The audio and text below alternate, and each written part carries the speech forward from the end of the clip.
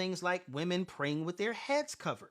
We don't see people doing that other than in apostolic churches, because most people, I ain't gonna say most, many people will say that that is something that Paul was doing task theology for what was going on at that church. And this is why, in order to understand the scriptures, we have to do historical context, cultural context, linguistic context, literary context. We have to know the type of literature it is, because we cannot read what's Revelation.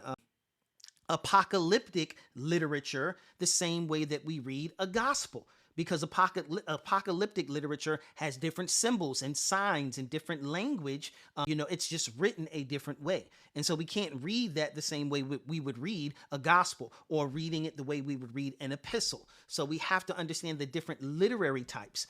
Even when it comes to Proverbs and Psalms, Psalms are exactly what they say. They're a psalm. It was not intended to teach theological doctrine. It's not to say that it doesn't a lot of times, but we have to understand that its intent was not to teach theological doctrine. It was worship. All right. Even Proverbs.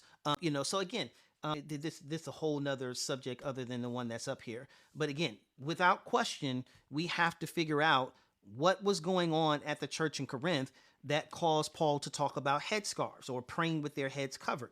What caused him to talk about spiritual gifts at this church, but not any of the other churches? What caused Paul to talk to the church in Thessalonica about being busybodies and people not working because they thought that Jesus was coming back within their lifetime? So again, this is where a good Bible handbook is very helpful in being able to help us to make to understand those types of distinctions and everything.